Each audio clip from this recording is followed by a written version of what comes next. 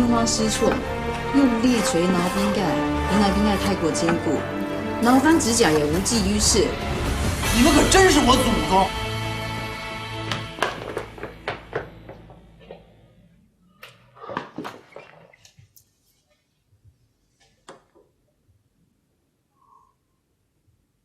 我看出来了，你们不光是要摧毁现场，你们是想把我的人生也摧毁了，是吧？这个是案发现场，你们这么多人在这开 party 呢。婉如，官司卖爽了吗？架子摆嗨了吗？可以开始了吗？为什么不在场证明天衣无缝？很简单，死亡时间被篡改了。不可能，那是法医鉴定出来的，是科学。潘露露是被淹死的，这点毫无疑问。问题是什么时候？法医鉴定在9点到10点之间，但如果浴缸里除了水以外还有别的东西，什么东西？冰。很好，你的智商有了突破性的进展。没错，就是。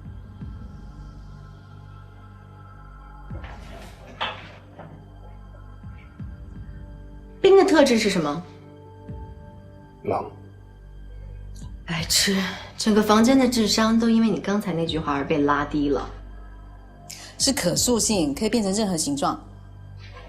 对，一个活人，无论是清醒还是喝醉，在浴缸里被淹死都太违背常识，除非他根本就无法离开浴缸。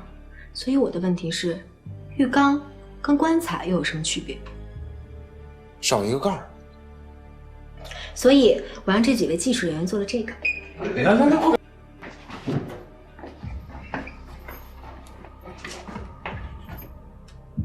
在这么短的时间内做出了这么优秀的模具，你们的技术十分。这是什么？你们又把什么毁了？啊！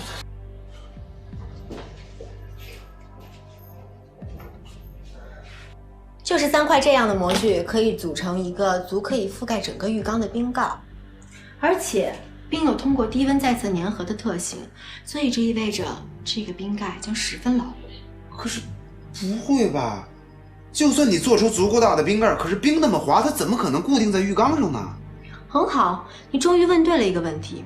刚才小美所说的可塑性发挥着至关重要的作用。仔细看，这个模具有什么特点？卡槽？什么卡槽？这就是卡槽。这也就解释了为什么我来死者家里会感到奇怪的地方。一个连酒瓶子都不收拾的女孩，为什么连浴缸外沿这么隐蔽的角落都可以一尘不染？那是因为卡槽卡进浴缸之后，就相当于重新清洗了一遍。可是这么卡能卡多久啊？冰太容易化了。是棉被吧？火可以制热，冰可以制冷，但棉被什么都不会，它是自己不会主动变热的。空气是热的两导体，想要保持温度，用棉被隔绝。总而言之，棉被不是保暖的，而是保温的。也就是说，当我们发现尸体的时候，其实尸体已经被冷藏了很长时间。真相应该是这样的。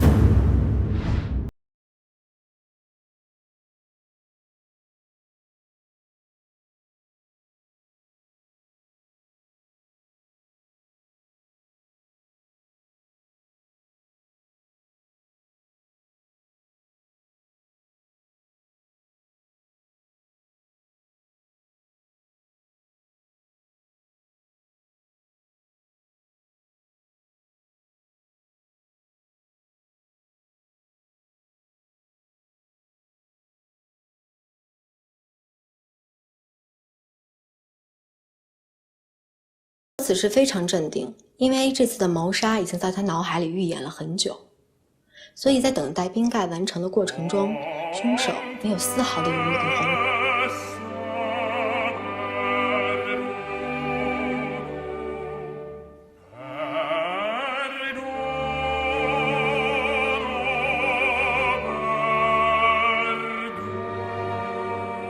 冰盖制作完成之后，封上浴缸，盖上棉被，打开水阀，大量注水。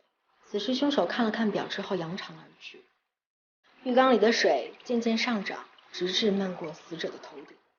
死者被水呛醒，发现自己被封锁在浴缸之内，惊慌失措，用力捶挠冰盖，原来冰盖太过坚固，挠翻指甲也无济于事，水越来越多，潘露露最终死亡。这也就是为什么死者的手指跟指甲上会有伤痕。由于大量的水涌入肺部，他连求救的机会都没有。而凶手可以在完成凶案装置之后扬长而去，自信到完全不用确认结果，太狂妄了。根据水流的速度和冰块融化的时间重新推算，真正作案的时间应该是在晚上7点半左右，所以不在场证明必须要重新核实。刘虎那边我已经重新核实过了，案发当天晚上6点半，刘虎就一直和别人待在一起，所以说他的嫌疑可以排除。而且，凶手应当具备相当的土木工程理论以及相应的动手制作模具的能力，所以工程师非常符合这个特点。狂妄、自负、极端的理智，还有对死者带有折磨倾向的行凶，就是他，王子健。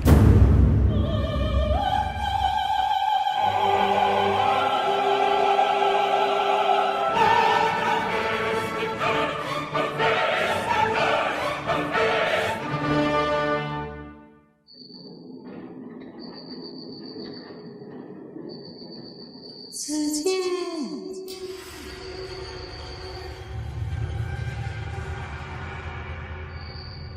你真的好冷啊！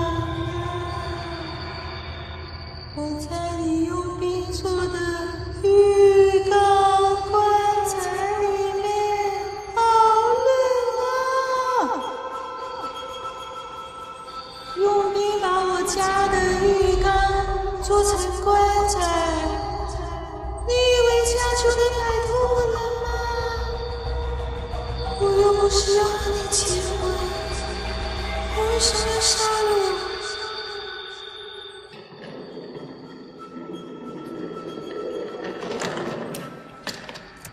我只不过要那一点点钱，一点点钱。你要的是一点点钱吗？你要的是500万吧？你还威胁我，说不给你钱，就告诉我老婆。你知道我是有婚前协议的，但是我告诉你，我王子健这辈子最讨厌别人威胁我。你要是敢再出来，我还敢杀你一次！来啊，来啊！来呀，来呀，来！原来是为了500万，潘露露挺贪心的，但不至于死吧？你的婚姻协议里面写着一方出轨，另外一方将全额得到共同的财产条款，对吧？你的妻子是个温柔贤惠，并且从来都不干涉你的好女人，因为她相信你，所以你从来不用担心有女人会找你麻烦。但是潘露露不一样，她威胁你会告诉你妻子，所以你动了杀机。你不光要她。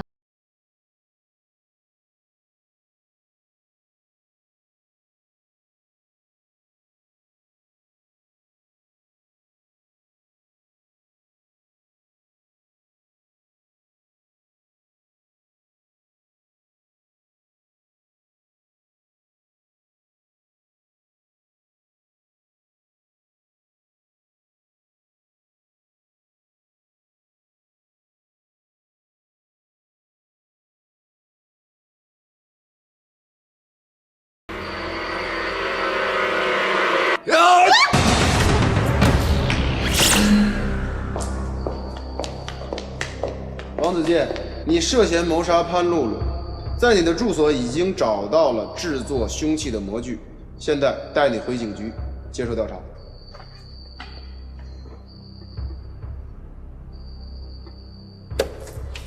我怎么觉得刚刚明知道有危险还叫我去？这么好出风头的机会，难道不应该让你去吗？你不就是一个爱出风头的人吗？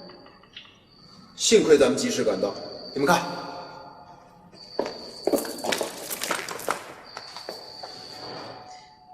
5097，怎么那么熟这些数字？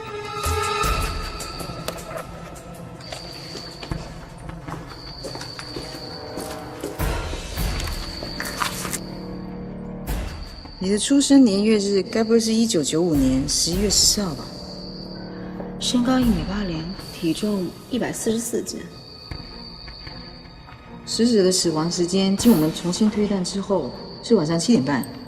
那5097呢？是航班号。所有的数值都吻合。天哪，小雪，你是怎么写下这堆数字的？我也不知道。